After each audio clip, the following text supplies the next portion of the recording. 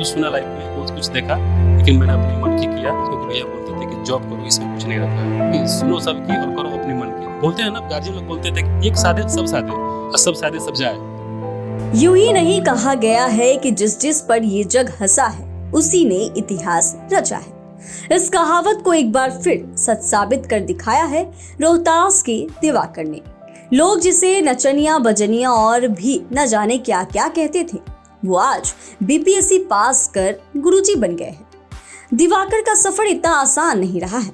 लोगों के लाख ताने सुनने के बाद भी दिवाकर ने खुद को कमजोर नहीं होने दिया।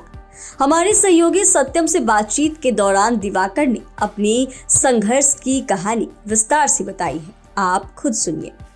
बहुत खुशी है और मैं खुद बहुत खुश हूँ, और हमारे घर वाले भी, हमारे जितने रिलेशन के लोग हैं, हमारे सगे संबंधी हैं, सभी लोग खुश हैं। अगर क्या आपने कभी सोचा था कि आप संगीत गाते गाते आप एक संगीत शिक्षक बन जाएंगे, सरकारी शिक्षक बन जाएंगे? कि जहाँ तक सोचने की बात है, सोचा तो मैं बहुत कुछ हूँ आगे भी, और पहले भी मैं सोचा था। बिना सोच के कोई काम नहीं हो सकता है।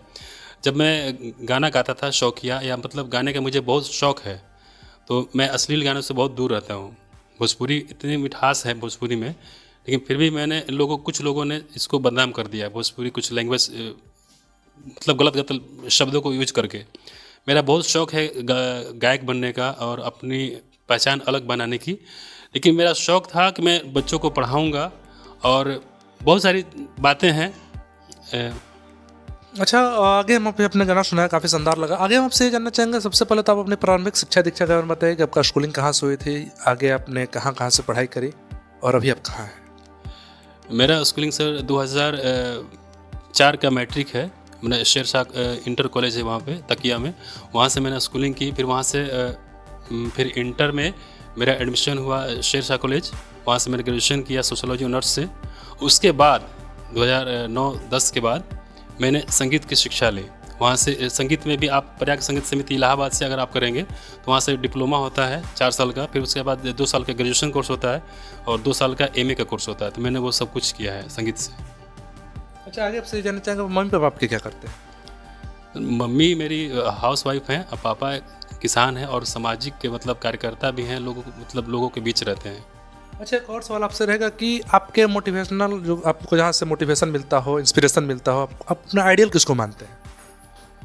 आइडियल सर देखिए, क्या है ना कि आइडियल में रफ़ी साहब को मानता हूँ। मेरे गाने का शौक़ मुझे कहाँ से था मुझे खुद पता नहीं था। मैं बचपन में, मुझे लोग, अपने घर के लोग कहानी सुनाते हैं कि जब मैं छोटा था तो खटिया पहले होती थी पुराने ज़माने में, तो खटिया को मतलब इसे झूला झूल करके गाता था। मतलब जैसे मुझे हालत थी मेरी, बच्चे जानते हैं कैसे होता है।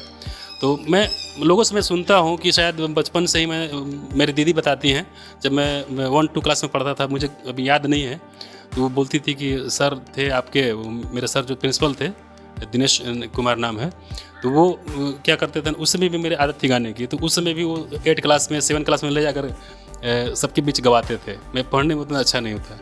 अच्छा, एक और सवाल आपसे रहेगा कि कब आपके लाइफ में, हर किसी के लाइफ में एक दुखद फेज आता है, क्योंकि बहुत बड़ा चैलेंज आता है, लगता है कभी इससे नहीं निकल पाएंगे, या लगता है आदमी हार जाएगा, तो ऐसा कभी आपके लाइफ में आया था कि कब लगा होगा कि अब हमसे नहीं हो पाएगा, अब जो भी हो रहा है जो बस अब यहीं करते हैं, अब हमसे आगे नहीं हो पाएगा? सर 2011-12 की बात है। मैं गाने की कोशिश करता हूँ आज भी, और मैं चाहता हूँ कि अपने समाज में जो अश्लीलता फैली हुई है उसको कम किया जाए।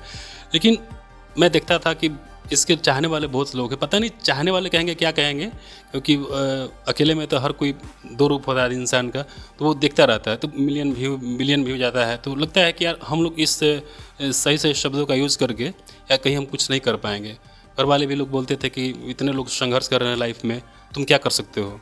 भाई हमारे बैंक मैनेजर हैं, पापा भी अच्छे मतलब सामाजिक नेता टाइप के हैं, तो उनको लगता था कि शायद इसमें कोई स्कोप नहीं है। तो मुझे कहीं से मैं टूटा हुआ महसूस कर रहा था अपने आप को, क्योंकि वो पहला सपोर्ट घर से ही मिलता है। लेकिन पापा का ये कभी नहीं था कि आप जो कर रहे हैं वो मत करो, आप जो एक काम कर रहे हो उसी को आप कंटिन्यू लगे रहो, ये नहीं कि कभी ये करेंगे फिर वो करेंगे, इसमें गुस्सा करते थे। तो मुझे उस समय लगा था कि शायद इन लोगों के बीच में अपनी पहचान नहीं बना पाऊंगा, क्योंकि भैया बोलते थे कि जॉब करो, इसमें कुछ नहीं रखा है। तो होता है ना कि सुनो सबकी और करो अपने मन की, तो मैंने वही किया। बहुत कुछ सुना लाइफ में, बहुत कुछ देखा, लेकिन मैंने अपने मन की किया। आज बीपीएससी टीआर 2 में 10+2 में म्यूजिक टीचर पर सिलेक्शन हुआ है मेरा। अच्छा, एक और सवाल आपसे रहेगा कि आप सिंगर से अब आप सरकारी शिक्षक बन गए, यूँ कहें कि आप सिंगर थे, छोटे छोटे कार्यक्रम में आप जाया करते थे, संगीत सुनाया करते थे, लोगों को मनोरंजन करते थे, और अब सरकारी शिक्षक बन गए हैं। यहाँ तक आने में किन किन लोगों का आपके लाइफ में भूमिका रहा है? ये सबसे बड़ा रोल माँ बाप का होता है। आप लोग बोलते हैं ना कि माँ बाप ने क्या किया। अगर आपको वो जन्म दे करके इतना बड़ा कर देते हैं, आप बोलते हैं कि मेरे लिए क्या किए हैं। अब जन्म दे करके बच्चों को अगर आप छोड़ देंगे तो वो कहीं सर्वाइव नहीं कर पाएगा लाइफ में। इतना बड़ा कर देना है उनके लिए बहुत बड़ी बात है माँ बाप के लिए। तो आप गलत बोलते हैं लोग कि माँ बाप कुछ नहीं किए, बहुत कुछ किए हैं और सब कुछ सपोर्टिव रहा है। और हमारे एक दिनेश गुरुजी हैं जो हमने जिनसे संगीत सीखा है, उनके बड़े बेटे हैं कौशल गुरुजी हमारे, वो भी गुरुजी थे। उन्होंने बहुत अप्रिशिएट किया कि दिवाकर इस लाइफ में लगे रहो, अच्छा करो। हमारे बहुत रिश्तेदार भी हैं, हमारे जो रिलेशन के लोग भी हैं, वो लोग बोलते थे कि बाबू नहीं बहुत अच्छा स्कोप है तो इसमें करो। अच्छा, आपकी शादी हो गई है? जी सर। शादी हो गई, शादी होने के बाद आप टीचर बन गए। तो जब पहला रिएक्शन, जब आपको मतलब ये आपकी वाइफ को पता चला होगा कि आप सरकारी शिक्षक बन गए, आपका रिजल्ट आ गया, उनका रिएक्शन क्या था?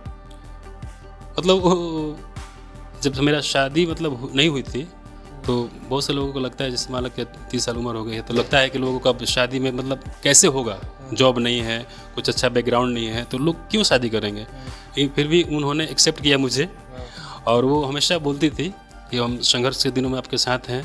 आप मुझे पता नहीं उनको क्या मतलब हमेशा बोलती थी कि आप बहुत कुछ अच्छा करेंगे, अब बहुत लाइफ में बहुत कमाएंगे। उनको विश्वास था।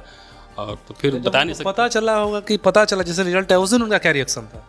अब सोच लीजिए, वो हमेशा बोलती थी कि नहीं आप कुछ अच्छा करेंगे लाइफ में। अब पत्नी है, हम मतलब हम तैयारी करते थे, जब म्यूजिक संगीत शिक्षा की तो ऐसी बहाली आती नहीं है, लेकिन जब आया तो बहुत से लोग बोलते थे कि पैसा से होगा, इससे भी होगा, उससे भी होगा, पैर भी लगता है, घूस लगता है। लेकिन मेरे दिमाग में था कि नहीं हमको करना है। अब वो भी मेरा बहुत सपोर्ट करती थी। हम पढ़ते थे तो बोलती थी कि टाइम से आप पढ़िए, मैं नाश्ता बनाऊंगी तो आपको लेके आऊँगी, खाना बनाऊंगी तो आपको लेके आऊँगी। मैंने बहुत सपोर्ट किए हैं। उससे हम बोल सकते हैं कि उस स्थिति में हम बोल सकते हैं कि हर कामयाब मर्द के पीछे औरत का हाथ होता है। इस स्थिति में आपके पीछे आपकी वाइफ का हाथ रहा? जी बिल्कुल। अच्छा, एक और सवाल कि बिहार के अगर शिक्षा की बात करें, शिक्षकों की बात करें, तो एक नाम चर्चा में है शिक्षा विभाग के अपर मुख्य सचिव के पाठक। के पाठक पर आपको कुछ कहना हो तो क्या कहिएगा? तो देखिए, के पाठक जो कर रहे हैं ना वो बहुत मतलब अच्छी बात है, क्योंकि देखिए हमको जो सरकार वेतन दे रही है वो क्यों दे रही है? ऐसे बैठने के लिए तो नहीं। अगर हमारे पास कुछ ज्ञान है अगर हम बच्चों को देंगे, टाइम से हम अपना स्कूल जाएंगे, हमारा एक वो कर्म भूमि है, वो हम जिस पे जाते हैं। ये नहीं कि हमको हमारा जॉब हो गया तो हमको सैलरी मिलेगा। क्यों मिलेगा? आप छोटे छोटे प्राइवेट जॉब करते हैं 5,000 3,000 के लिए, आप 8-8 घंटे 12-12 घंटे काम करते हैं, तो उसमें आप नहीं दे सकते हैं टाइम। तो टाइम देने पर अगर जोर दे रहे हैं कि आपको टाइम से स्कूल आना है, टाइम से घर रहना है, तो ये बहुत बड़ी बात, अच्छी बात है। लेकिन हमको थोड़ा सा लगता है कि ये जाति हो रहा है। छोटे छोटे बच्चे हैं जो सरकारी, जहाँ मैं पोस्टिंग हुआ हूँ, तो वहाँ पे बच्चियाँ जो हैं वो आती हैं 5 किलोमीटर 10 किलोमीटर दूर से आती हैं। अगर 5 बजे छुट्टी होता है तो उनको जाने में हो सकता है कि असुविधा महसूस हो, कहीं कोई घटना हो जाए, तो इस पर विचार करना चाहिए। अच्छा, एक अंतिम सवाल आपसे रहेगा कि आप उन लोगों को क्या संदेश देना चाहेंगे जो अभी म्यूजिक का जो है कोर्स किए हुए हैं, पढ़ाई कर रहे हैं, और या फिर अभी तैयारी कर रहे हैं, आने वाले समय में हो सकता है कि इस बार उनका सिलेक्शन नहीं हो पाए इस एग्ज़ाम में, फिर अगली बार जो है एग्ज़ाम देंगे और क्वालिफाई करें या ना करें, तो आप उन लोगों को क्या मैसेज देना चाहेंगे जो एस्पिरेंट्स हैं, जो इस लाइन में लगे हुए हैं लेकिन उनको सफलता अभी तक नहीं मिली है? देखिए, सबसे बड़ी बात है ना कि लोग किस्मत को दोष देते हैं। अगर थोड़ा सा भी अगर कुछ हो जाता है ना, यार मेरे किस्मत में नहीं था, अगर हो जाता है तो क्रेडिट खुद का लेते हैं। ये नहीं बोलते कि यार किस्मत में था, मेरा नौकरी हो गया। कभी किसी के मुँह से नहीं सुने होंगे। तो हम यही कहना चाहेंगे कि लोग देखते हैं कि यार पंडित से दिखवाते हैं, चाहे कुछ से दिखवाते हैं कि देखिए मेरे नसीब में क्या है। तो आप ये सोच लीजिए कि मैंने उनसे मैं कहना चाहूँगा कि हाथ की लकीरों को क्यों देखते हो? हाथ की लकीरों को क्यों देखते हो? किस्मत तो उनके भी होते हैं जिनके हाथ नहीं होते। तो किस्मत पर डिपेंड नहीं होना है, अपना डेडिकेशन लगा देना है। और आज भी वही चीज़ है, बोलते हैं ना, गार्जियन लोग बोलते थे कि एक साधे सब साधे और सब साधे सब जाए। तो 10 दिन मुझे टाइम मिला था स्टेट का एग्ज़ाम देने के लिए, उसमें मैंने 96 लाया था नंबर, ठीक है।